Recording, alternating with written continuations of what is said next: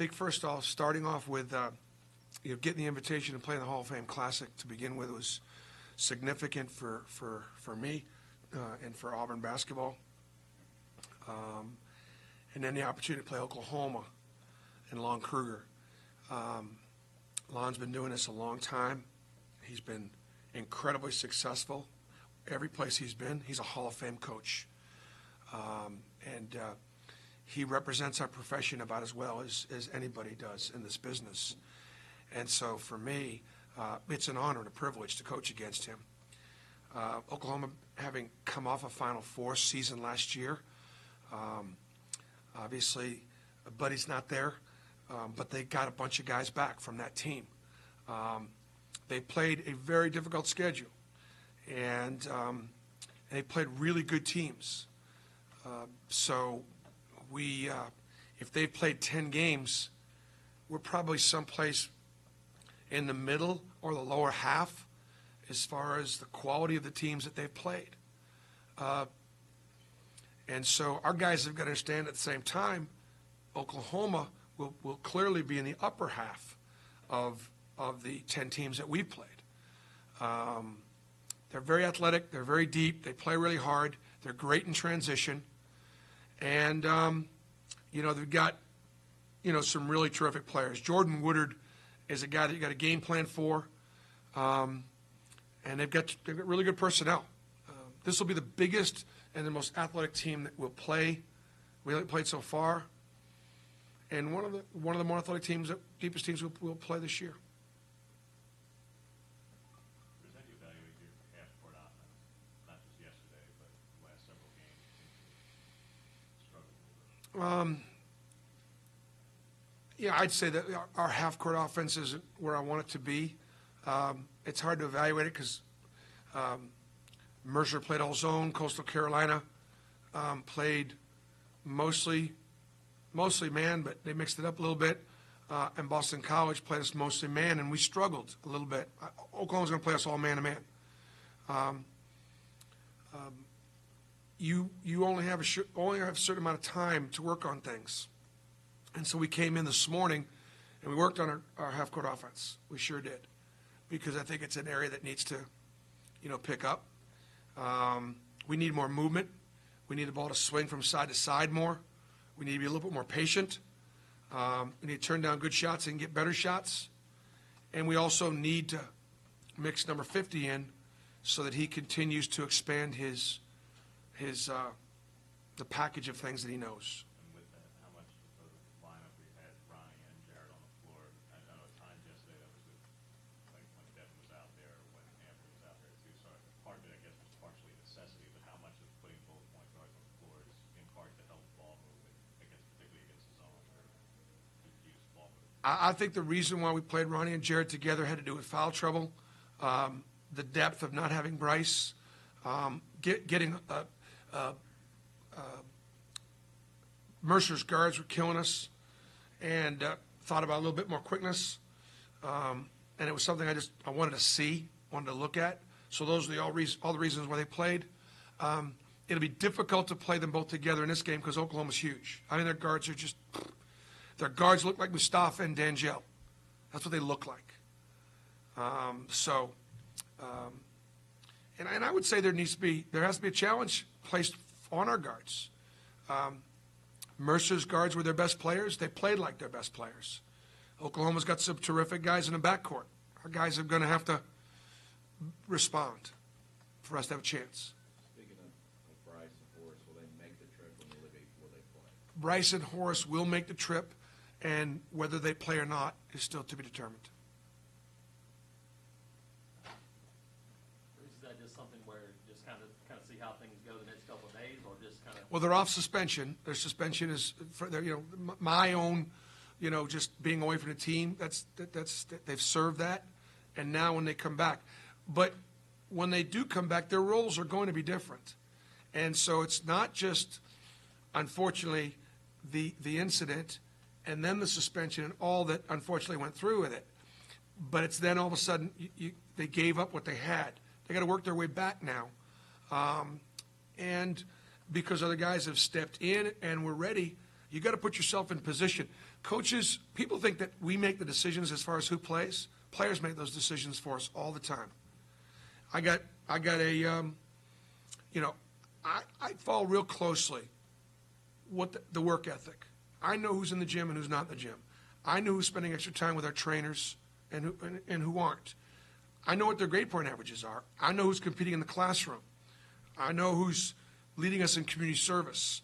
And all you do as a coach, you take all that stuff in on the plus side. And then there are some things that are on the negative side, too, that you've got to put up with. There are limitations on the floor and some of the other things that players make decisions who play. Were they practicing with you guys, or? They practiced today for the first time. Was in the game situations against Boston College, against Mercer, those guys went coast to coast, you got pretty good looks. Is that something you guys are? Yes, it's something we addressed. In fact, I'll go back another game. How about UAB? Same thing at UAB. So I would say slow to adjust. We had Jared on the ball against UAB, Jared on the ball against Boston College. We put Dunnins on the ball this time, but they did a good job of screening him at about the top of the key, which then put LaRon on him. And LaRon was not able to sprint and retreat. And the young man that made the play, Holland, had a phenomenal game. He really sold the foul. With 3 seconds left to go in the game, that's a really tough two. I think the goaltend was a good call. I thought the ball was deflected, but it was not deflected. Really, really tough with 3 seconds to go to give them a chance to win it. So yes, there might be something else defensively in store if we get in that same situation. What do you look for this week from Austin? What do you hope to see? Obviously, this is a pretty tough way to get your second and third game first. I know you wish that this was game 4 or 5 for him, but Right. what do you look for him this week? I just think he's going to continue to play a little more, continue to be able to expand the playbook. We're only restricted seriously just almost by time, in the sense that today we went for about an hour and a half. And part of it is, we had a pretty hard game yesterday, and we're going to travel today. And then tomorrow we're going to go to the Hall of Fame in Springfield, and then we're going to practice tomorrow afternoon. We'll probably have a pretty good go tomorrow. But how much can we do in the sense that we got to get ready for Oklahoma? So there's an enormous part of that practice is going to be towards scouting and game planning.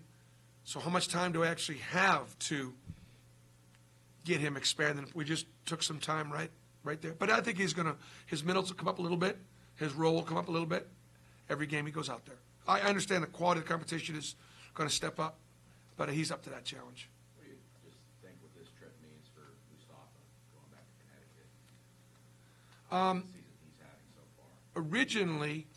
Originally, when we put the schedule together, I took the Under Armour game in New York, and that was his opportunity to go back. And then the Oklahoma thing surfaced up later.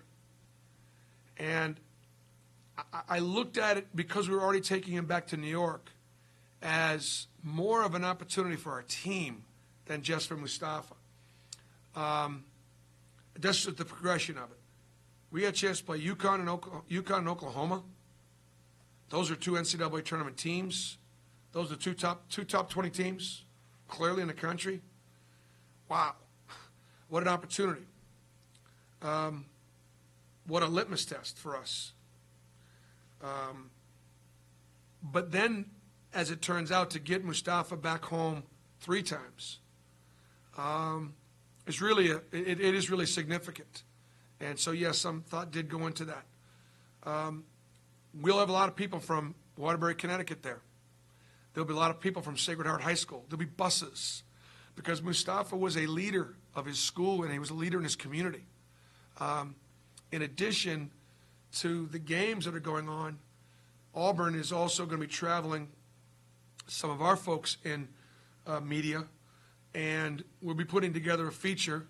I think the SEC Network is going to look at it and may do something with it about the Mustafa Heron reading program. something him and his father have been doing for years in the Waterbury and surrounding county areas. You know, what 18-year-old kid's got his name on a reading program and has for several years?